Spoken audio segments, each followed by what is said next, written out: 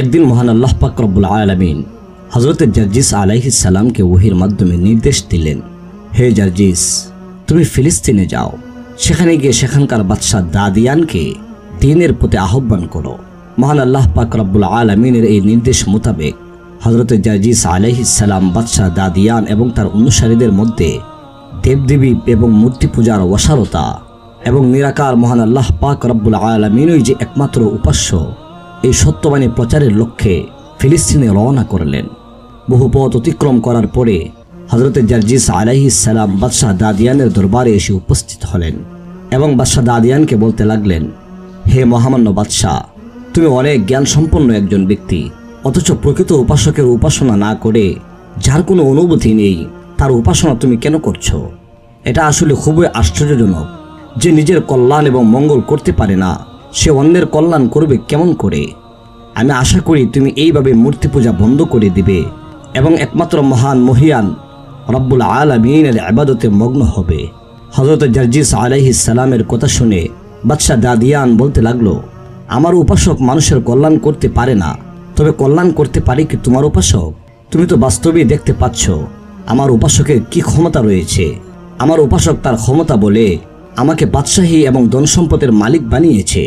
পক্ষান্তরে তোমার উপাসক অক্ষম বলেই তো তোমার কোনো ধনসম্পদ নেই, বরং তুমি অভাবগ্রস্ত অবস্থায় দিন যাপন করছো। বাদশাহ দাদিয়ান আরও বলল, হে জার্জিস, আমি তোমাকে পরামর্শ দিচ্ছি, তুমি যার পূজা করছো তার পূজা বন্ধ করে আমাদের মূর্তি পূজা শুরু করে দাও, দেখবে আমাদের মতোই তোমারও কল্যাণ সাধিত হবে। এই কথা শুনে হযরতে জার্জিস আলাইহিস সালাম বলে উঠলেন, হে মূর্খ বাদশাহ, দেখো পৃথিবীর জীবন এবং পৃথিবীর ধনসম্পদ সবই সাময়িক এবং এগুলো ক্ষণস্থায়ী। পক্ষান্তরে পরলৌকিক জীবন এবং ধনসম্পদ সবই দীর্ঘস্থায়ী, তার কোনো শেষ নেই। পরলৌকিক খুশি অর্জন করতে গেলে পার্থিব সুখ অবশ্যই ত্যাগ করতে হয়, নানা প্রকার দুঃখ কষ্ট সহ্য করতে হয়।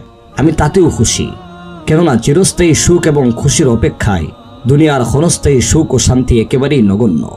হযরতে জার্জিস আলাইহিস সালামের এই কথা শুনে বাদশাহ দাদিয়ান জিজ্ঞেস করল, তোমার পরলৌকিক সুখ শান্তির দৃষ্টান্ত কেমন হবে? হযরতে জার্জিস আলাইহিস সালাম এবার বলতে লাগলেন, পরলৌকিক খুশির দৃষ্টান্ত হলো মহা শান্তিময় খুশির বেহেশত, যেখানে কোনো রকম দুঃখ কষ্ট এবং ভাবনার চিন্তার স্থান নেই। যে বেহেশতে প্রবেশ করতে পারে তার জন্য সব দুঃখ কষ্ট হারাম হয়ে যাবে। পক্ষান্তরে যে পার্থিব জগৎ থেকে নিরাকার আল্লাহকে অবহেলা করে দেবদেবীর পূজা করে, পরকালে তার স্থান হবে জাহান্নাম, আর অনন্তকাল সেখানে সে আগুনে আযাব পেতেই থাকবে। হযরতে জার্জিস আলাইহিস সালামের এই ধরনের স্পষ্ট উক্তিতে বাদশাহ দাদিয়ান জার্জিস আলাইহিস সালামের প্রতি ক্রোধে আগুনের মতো হয়ে উঠল। বাদশাহ দাদিয়ান বলে উঠল, তোমার স্পর্ধা এবং সাহস দেখছি সীমা ছাড়িয়ে যাচ্ছে। আমার সামনেই তুমি আমাদের পূজা নিয়ে এবং আমাদের দেবদেবীদের নিয়ে কুৎসা প্রচার করছো এবং তোমার উপাস্যের বাহাদুরির প্রচারে দৃষ্টতা দেখাচ্ছ। তোমার কোনো উপাস্য তোমাকে আমার শাস্তি থেকে রেহাই দিতে পারবে না। বাদশাহ দাদিয়ান এই কথা বলে তখনই হুঙ্কার দিয়ে বলে উঠল, তোরা কে কোথায় আছিস? এই লোকটিকে বন্দি করে শুলে চড়িয়ে হত্যা করে ফেল। বাদশার আদেশ তখনই পালিত হলো। বাদশার অনুগত কাফেরগণ হযরতে জার্জিস আলাইহিস সালামকে শুলে চড়িয়ে হত্যা করে এবং তার দেহটাকে প্রকাণ্ড অগ্নিকুণ্ডে নিক্ষেপ করে দিল। কিন্তু মহান আল্লাহ পাক রব্বুল আলামিন কি অপূর্ব মহিমা এবং কি অবিশ্বাস্য ব্যাপার! হযরতে জার্জিস আলাইহিস সালামকে অগ্নিকুণ্ডে নিক্ষেপ করার পর মুহূর্তেই হযরতে জার্জিস আলাইহিস সালাম সেই ভীষণ অগ্নিকুণ্ডের মধ্য থেকে অত্যন্ত শান্ত এবং সুমধুর কণ্ঠে পাঠ করতে লাগলেন, লা ইলাহা ইল্লাল্লাহ, যার অর্থ হলো, হে মানব জাতি, তোমরা জেনে রাখো আল্লাহ ব্যতীত আর কোনো উপাস্য নেই। তোমরা সবাই তার উপাসনা করো এবং জঘন্য মূর্তি পূজাকে পরিহার করো। এই অদ্ভুত ঘটনা দেখে বাদশাহ দাদিয়ান বলতে লাগলো, লোকটা কিভাবে প্রাণে বাঁচল? তাকে যেভাবেই হোক শেষ করতেই হবে।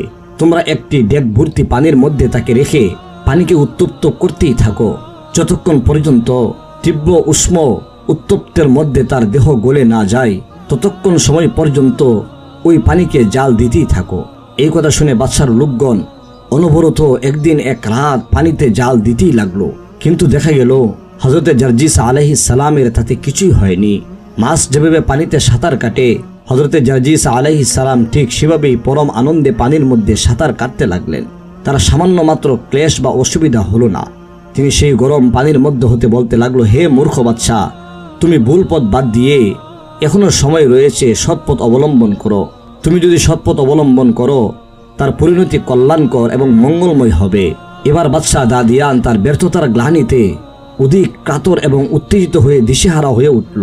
সে এবার তার লোকদেরকে বলতে লাগলো, তোমরা এবার এক কাজ করো, ডেগের মধ্যে তামা রেখে জাল দিতে শুরু করো। যখন ওই তামা গলে তরল পানির আকার ধারণ করবে তখন তাকে ওই ডেগের মধ্যে রেখে ডেগটির মুখ আবদ্ধ করে পুনরায় জাল দিতে শুরু করো। বাদশাহ দাদিয়ানের কথা অনুযায়ী তার লোকজন বাদশার নির্দেশ মতে কাজ করতে লাগলো। বিগলিত তামা আগুনের জালে ডেগের মধ্যে যখন টক টক করতে লাগলো তখন ডেগের ঢাকনা খুলে তারা দেখতে পেল যে হযরতে জারজিস আলাইহিস সালাম ডেগের মধ্যে আনন্দ চিত্রে বসে আছেন। এবার এই দৃশ্য দেখে বাদশাহ অবাক বিস্ময় তার নিকট জিজ্ঞেস করতে লাগলো, হে জারজিস, বলো তো তুমি আমার এই ভীষণ শাস্তিগুলোর মধ্যে কিভাবে তোমার প্রাণ রক্ষা করছো? এবার হযরতে জারজিস আলাইহিস সালাম বলল, হে অবিশ্বাসী কাফের, তুমি আমার মহান আল্লাহ রব্বুল আলামিনের শান্তির কি বুঝবে? তিনি যাকে রক্ষা করবেন তোমার মতো হাজারো শক্তিশালী জালেম বাদশার সম্মিলিত শক্তিও তার কিছুই করতে পারবে না। অযথা তুমি আমার সাথে এই দুর্ব্যবহার করছো। আমি এখনো তোমাকে পরামর্শ দিচ্ছি, তুমি মহান আল্লাহ তাবারাক ওয়া তাআলার খাঁটি ধর্মে দীক্ষিত হয়ে যাও এবং তোমার ওইসব বুয়া দেবদেবীর উপাসনা ত্যাগ করো যাদের কিছুই করার ক্ষমতা নেই।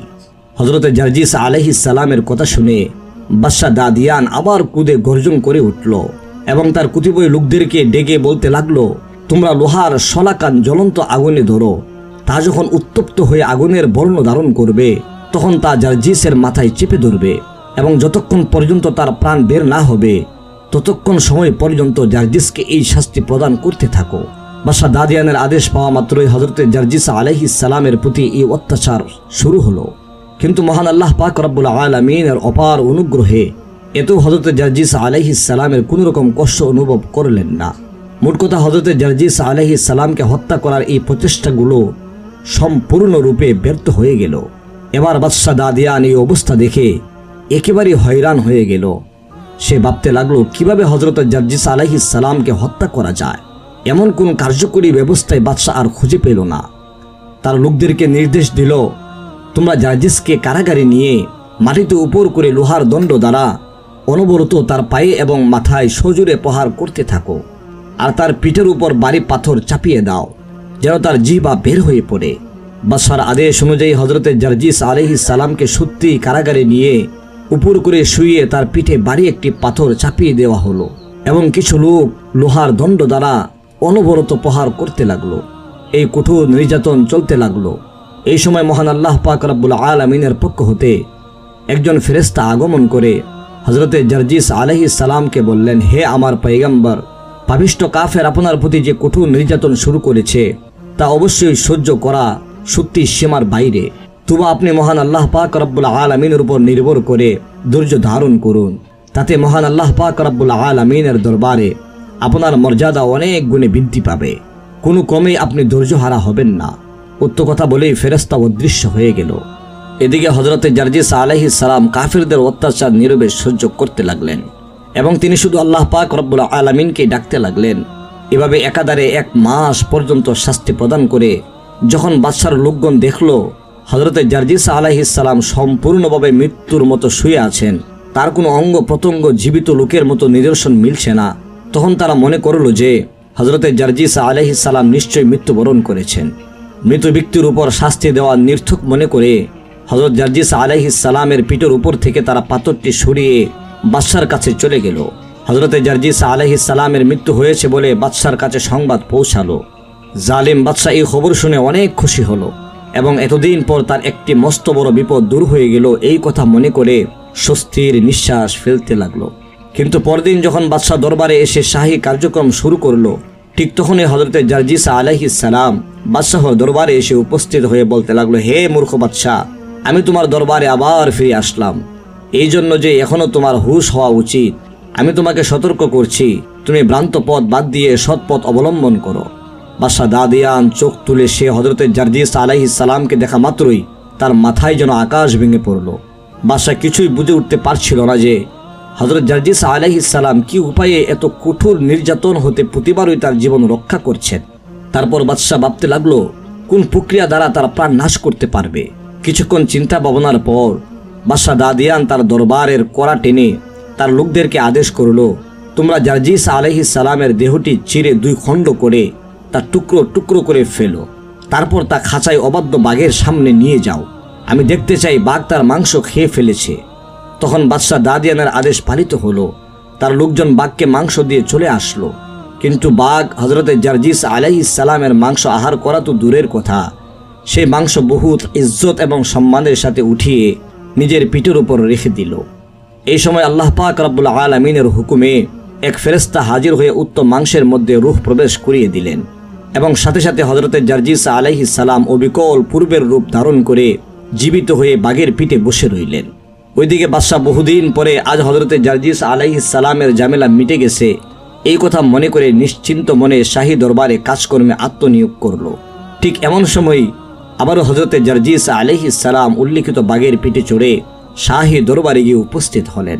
এই দৃশ্য অবলোকন করে বাদশাহ সহ তার দরবারের প্রত্যেকটি লোক ভয়ে কেঁপে উঠল। তারা সবাই মনে করল যে হযরতে জার্জিস আলাইহিস সালাম এবার কাউকেই ছাড়বেন না, বাঘের দ্বারা তিনি সকলের প্রাণ সংহার করেই ছাড়বেন। আসলে জার্জিস আলাইহিস সালাম কিন্তু সেই সব কিছুই করলেন না। আল্লাহর পয়গম্বর হযরত জার্জিস আলাইহিস সালাম শুধুমাত্র একবার বাদশাকে উদ্দেশ্য করে বললেন, হে মূর্খ বাদশাহ দাদিয়ান, আল্লাহর শক্তি দেখে আল্লাহর শক্তির কথা চিন্তা করে এবার তো তুমি আল্লাহর প্রতি ফিরে এসো। এই কথা বলে জার্জিস আলাইহিস সালাম আর কোনো কথাই বললেন না, দরবার ছেড়ে চলে গেলেন। পাপিষ্য বাদশাহ এবং তার পরিষদবর্গের এবারও সদ্বুদ্ধির উদয় হলো না। তারা বলাবলি করতে লাগলো যে জার্জিস আলাইহিস সালাম দেখা যায় এক ভয়ঙ্কর জাদুকর, সে জাদুর জোরেই এভাবে তার প্রাণ রক্ষা করছে, অতএব তাকে জব্দ করতে হলে তার চেয়ে বড় কোনো জাদুকর দ্বারা কার্যসিদ্ধি করতে হবে। তখন রাজ্যের যত প্রধান এবং সেরা জাদুকর ছিল তাদের সকলকে শাহী দরবারে উপস্থিত করা হলো এবং বলা হলো, তোমরা যদি জাদুকর জার্জিসকে জাদুর সাহায্যে শেষ করতে পারো তাহলে তোমাদেরকে ধারণার অতীত পুরস্কার দেওয়া হবে। এত পুরস্কার দিব যা তোমরা ধারণাও করতে পারো না। তারপর বাদশার কথা শুনে জাদুকরগণ বলল, জার্জিস আর কি জাদু শিখেছে, আমরা তাকে জাদুর দ্বারা অনায়াসে ধ্বংস করে দিব। হে মহিয়ান বাদশাহ দাদিয়ান, আপনার চিন্তার কোনো কারণ নেই। জাদুকরগণের এই কথা শুনে তখন বাদশাহ বলল, তোমাদের কথায় আস্থা আসছে না, তোমাদের জাদুর শক্তি কেমন তা আমাকে একটু কিছু নমুনা দেখাও। সাথে সাথে তাদের মধ্যে যে প্রধান জাদুকর ছিল সে একটি বস্তু দ্বারা 2টি বিরাট অজগর সাপ সৃষ্টি করে ফেলল। অজগর 2টি ফেনা উঁচু করে এদিকে সেদিকে ছোটাছুটি করতে লাগলো। তার একটু পরে সেই সাপ 2টি দম পড়া মাত্রই দুইটা মোটা জাত বলদ গরুতে পরিণত হয়ে গেল। ওই গরু 2টির দ্বারা এক খণ্ড জমিন চাষ করে তাতে গমের বীজ রোপণ করা হলো। সাথে সাথে তাতে গাছ হয়ে ফসল ফলল এবং তার সাথে সাথে পেকেও গেল।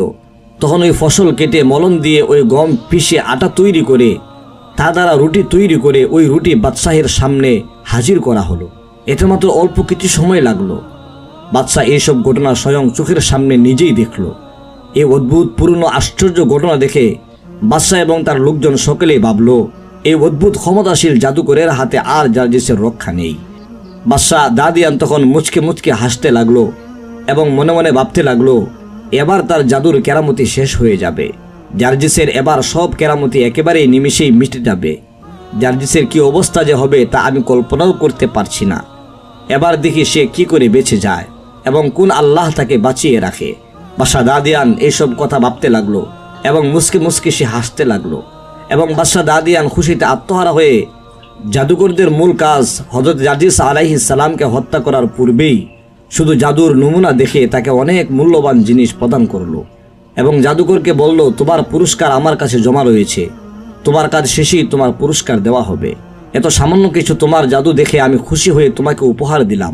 মূল কাজ অর্থাৎ জার্জিস আলাইহিস সালামকে যদি শেষ করতে পারো তাহলে তোমাকে মূল্যবান জিনিস আমি উপহার হিসেবে দিব। বাদশাহ দাদিয়ানের এইসব পুরস্কার পেয়ে তখন জাদুকর বলল, আপনার কোনো চিন্তা করার কারণ নেই, আপনি শুধু অপেক্ষা করুন আর দেখুন আমি তার কি করি। জার্জিসের এবার রেহাই পাবে না আমার হাত থেকে।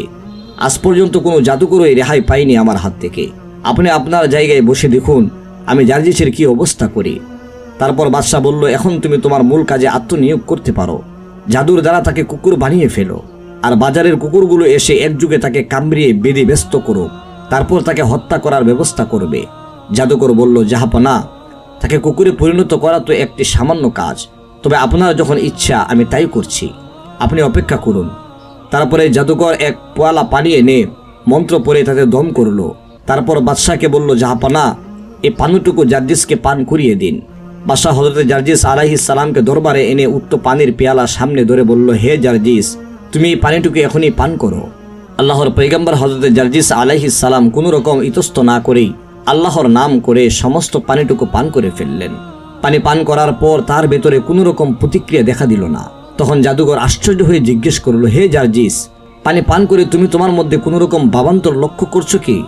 তার প্রশ্নে শুনে হযরত জার্জিস আলাইহিস সালাম বলে উঠলেন, ভাবান্তর কি লক্ষ্য করব? তবে আমার খুবই পানির পিপাসা পেয়েছিল। তোমাদের দেয়া পানিটুকু পান করে আল্লাহর রহমতের আমার প্রাণ শীতল হয়ে গেছে। এই ভাবান্তরটুকু আমি অবশ্যই লক্ষ্য করেছি। এবার হযরত জার্জিস আলাইহিস সালামের উত্তর শুনে পাপিষ্ঠ কাফেরগণ একেবারে আশ্চর্য হয়ে গেল। তাদের মুখ থেকে আর কোনো কথাই বের হলো না। তারপর জাদুকরগণ বাদশার কাছে বলল, জাহাপনা, আপনার বিরুদ্ধে যদি কোনো প্রবল পরাক্রান্ত সেনাপতি বিরাট সেনাবাহিনী নিয়ে আপনার সাথে যুদ্ধ করতে আসতো, তবে আমার জাদুর জুড়ে তাকে দলে বলে নিপাতিত করে দিতে পারতাম। কিন্তু ওই জার্জিসকে মনে হচ্ছে খুবই পাকা জাদুকর, তার শক্তির সাথে আমরা কুলিয়ে উঠতে পারবো না। জাদুকরদের প্রধান ব্যক্তি হযরত জার্জিস আলাইহিস সালামকে লক্ষ্য করে বলতে লাগলো, জার্জিস, আমরা আজ নির্দ্বিধায় স্বীকার করছি, এই যুগের দুনিয়ার সর্বশ্রেষ্ঠ জাদুকর তুমি। তোমাকে উস্তাদ বলে মেনে নিতে আমার কোনো আপত্তি নেই। মনে হচ্ছে তুমি স্বয়ং ভগবান সমতুল্য ক্ষমতার অধিকারী। নয়তো আমরা তোমাকে যে পানি পান করিয়েছিলাম, ওই পানি পান করার পরে এতক্ষণ পর্যন্ত বেঁচে থাকতে পারে এমন কোনো লোক এই পৃথিবীতে নেই। অথচ দেখছি তোমার উপর ওই পানির কোনো আসরই করতে পারেনি। এবার হযরত জার্জিস আলাইহিস সালাতু ওয়াস সালাম বলতে লাগলেন, হে জাদুকর, তোমরা তোমাদের খেয়াল অনুসারে আমার সম্পর্কে ভুল ধারণা পোষণ করছো। আসলে আমি কোনো জাদুকর নই এবং কোনো ভগবানও নই। তোমরা মহান স্রষ্টা আল্লাহ পাক রব্বুল আলামিনকে ভগবান বলে স্বীকার করো এবং তাকে ভগবান বলে ধারণা করো, অথচ মহান আল্লাহ পাক রব্বুল আলামিন একই। তিনি সকল শক্তির অধিকারী এবং সর্বশক্তিমান। তার অসীম শক্তি হতে আমাকে কণামাত্র শক্তি দান করেছেন। এই কথা বলার পরে জার্জিস আলাইহিস সালাম আরও বললেন, আমরা যে যাই করি না কেন তা তার ওই শক্তি এবং ক্ষমতার বিকাশ মাত্র। তার ওই প্রদত্ত সাহায্য এবং অনুগ্রহের বলে আমি সকল বিপদ হতে রক্ষা পেয়ে থাকি। তিনি যাকে রক্ষা করেন কারো ক্ষমতা নেই যে তার তিলমাত্র ক্ষতি করতে পারে। আমি তার হতে তার বাণী প্রচার করতে প্রেরিত হয়েছি। হযরত জার্জিস আলাইহিস সালামের কাছে রাজ্যের শ্রেষ্ঠ জাদুকরের এভাবে পরাজয় স্বীকার করাই হযরত জার্জিস আলাইহিস সালামের সুখ্যাতি এবং সুনাম সমস্ত রাজ্যে প্রচার হয়ে গেল। তিনি যে সত্যি আল্লাহর নবী, দেশের সাধারণ জনগণের প্রায় সকলেই তা বিশ্বাস করতে লাগলো। অতএব সর্বসাধারণ বিপদে আপদে হযরত জার্জিস আলাইহিস সালামের নিকটে এসে তার মাধ্যমে আল্লাহর দরবারে দোয়া করাতে শুরু করলেন। একদিন জঘন্য মহিলা হযরত জার্জিস আলাইহিস সালামের কাছে এসে আরজ করল, হে আল্লাহর নবী, আমি একজন অভাবগ্রস্ত অসহায় রমণী। সম্বল বলতে আমার একটি গাভী ছিল, তার দুগ্ধ দ্বারা আমার দিন চলত। হঠাৎ আমার সেই গাভীটি মারা গেছে। এখন আমি কিভাবে বাঁচব? আমি কোনো উপায় দেখতে পাচ্ছি না। অতএব আপনি যদি মহান আল্লাহর দরবারে দোয়া করে আমার গাভীটি জীবিত করে দিতেন তাহলে আমার বড়ই উপকার হতো। মহিলার কথা শুনে হযরত জার্জিস আলাইহিস সালাম বললেন, তুমি আমার এই লাঠিখানা নিয়ে যাও, তোমার মৃত্যু গাভীর গায়ে তা স্পর্শ করে বলো, হে আল্লাহর সৃষ্টি গাভী, হে আল্লাহর সৃষ্টি গাভী, তুমি সেই আল্লাহর হুকুমে জীবিত হয়ে উঠো যিনি তোমাকে সৃষ্টি করেছেন। দেখবে এই কথার কারণে তাতে জীবিত হয়ে উঠবে এবং তোমাকে পূর্বে এর মতোই দুধ দিবে।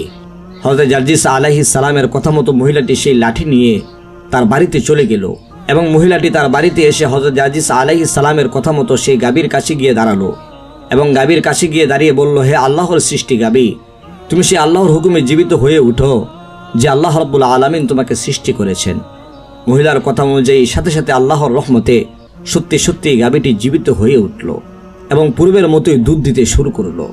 সুবহানাল্লাহ, সুবহানাল্লাহিল আযীম। এরপর হযরত জার্জিস আলাইহিস সালামের এই মুআজিজার কথা সারা দেশে ছড়িয়ে পড়ল এবং রাজ্যের সমস্ত মানুষ হযরত জার্জিস আলাইহিস সালামের কাছে সমবেত হয়ে পবিত্র ধর্ম ইসলাম গ্রহণ করে ফেলল। এবার বাদশাহ এই কথা শুনে বাদশাহও বুঝতে পারল যে একমাত্র আল্লাহ রাব্বুল আলামিনই সর্বশক্তিমান, তার ক্ষমতার বাইরে কেউ কিছু করতে পারে না। অতঃপর বাদশাহ দাদিয়ানো হযরত জার্জিস আলাইহিস সালামের দরবারে এসে উপস্থিত হয়ে কালেমা পড়ে মুসলমান হয়ে গেল। বিশ্বনবী সাল্লাল্লাহু আলাইহি ওয়াসাল্লাম চলে যাওয়ার 2 দিন পর নবী করিম সাল্লাল্লাহু আলাইহি ওয়াসাল্লামের দাফন কাফনের কাজ শেষ করে হযরত আবু বকর সিদ্দিক রাদিয়াল্লাহু তাআলা আনহুর বাড়ির দিকে রওনা করছিলেন। প্রতিমধ্যে তিনি দেখতে পেলেন ইবলিস শয়তান দাঁড়িয়ে দাঁড়িয়ে কান্না করছে। তখন হযরত আবু বকর সিদ্দিক রাদিয়াল্লাহু তাআলা আনহু ইবলিসকে লক্ষ্য করে বললেন, হে ইবলিস, তুমি কেন কান্না করছো? আজকে তো তোমার খুশি হওয়ার দিন। বিশ্বনবী সাল্লাল্লাহু আলাইহি ওয়াসাল্লাম দুনিয়া থেকে বিদায় হয়ে গিয়েছেন। এখন তো তুমি হাসবা, এখন তুমি আনন্দ করবা, কিন্তু তুমি কেন কান্না করছো? তখন ইবলিস হযরত আবু বকর সিদ্দিক রাদিয়াল্লাহু তাআলা আনহুকে লক্ষ্য করে বলতে লাগলো, ভাই আবু বকর, বিশ্বনবী সাল্লাল্লাহু আলাইহি ওয়াসাল্লামের বিদায়ে আমি নিজেও ব্যথিত। কেননা আমার একান্ত ইচ্ছা ছিল আমি নবীজির সাথে গোপনে সাক্ষাৎ করব। ভাই আবু বকর, আল্লাহ পাক রব্বুল আলামিন যেদিন থেকে আমাকে ইবলিস পরিণত করে দিয়েছেন, সেদিন থেকে আমার নামে জাহান্নাম ওয়াজিব হয়ে গিয়েছে। কাল কিয়ামতের দিন আমাকে চিরস্থায়ী জাহান্নামে বসবাস করতে হবে। ভাই আবু বকর, আমি জানি জাহান্নামের আযাব কত কঠিন হবে, তাই তো আমি অনেকবার চেষ্টা করছিলাম বিশ্ব নবীর সাথে গোপনে সাক্ষাৎ করার, কিন্তু কখনো আমি নবীজিকে একা পাইনি, যার কারণে আমি তার সাথে সাক্ষাৎ করতে পারিনি। ভাই আবু বকর, আমি জানি আল্লাহ পাক রব্বুল আলামিনের সবচেয়ে প্রিয় নবী এবং মাহবুব বান্দা হলো হযরত মুহাম্মদ সাল্লাল্লাহু আলাইহি ওয়াসাল্লাম। তাই তো আমার মনে অনেক আশা ছিল বিশ্ব নবীকে দিয়ে যদি আল্লাহ পাক রব্বুল আলামিনের কাছে দোয়া করাই, তাহলে হয়তোবা নবীজির মাধ্যমে আমার অপরাধটা আল্লাহ পাক রব্বুল আলামিন ক্ষমা করে দিবেন। কিন্তু আজ যখন বিশ্বনবী দুনিয়া ছেড়ে চলে গেলেন, তখন আমার সেই ক্ষমার রাস্তাটাও চিরতরে বন্ধ হয়ে গেল। ভাই আবু বকর, এইভাবে আমি কান্না করছি। ইবলিসের মুখে এসব কথা শোনার পরে হযরত আবু বকর সিদ্দিক রাদিয়াল্লাহু তাআলা আনহু আর কোনো কিছুই না বলে তিনি সোজা সামনের দিকে হাঁটতে লাগলেন। প্রিয় দিন ও ভাই ও বোনেরা, এই ছিল আমাদের আজকের ভিডিওটি। আল্লাহ পাক রব্বুল আলামিন আমাদের সবাইকে বিশ্বনবীর দেখানো পথে চলার এবং আল্লাহর সমস্ত বিধানগুলোকে মেনে চলার তৌফিক দান করুন। সকলেই কমেন্ট বক্সে লিখুন আমিন। প্রিয় বন্ধুরা, আমাদের আজকের ভিডিওটি যদি আপনার কাছে ভালো লেগে থাকে, তাহলে এখনই আমাদের চ্যানেলটি সাবস্ক্রাইব করে পাশে থাকা বেল আইকনটি প্রেস করে দিন। তাহলে দেখা হবে আবার আরও নতুন একটি ভিডিওতে। সেই পর্যন্ত আল্লাহ পাক রব্বুল আলামিন সবাইকে ভালো রাখুন, সুস্থ রাখুন। আল্লাহ হাফিজ। আসসালামু আলাইকুম ওয়া রাহমাতুল্লাহি ওয়া বারাকাতুহু।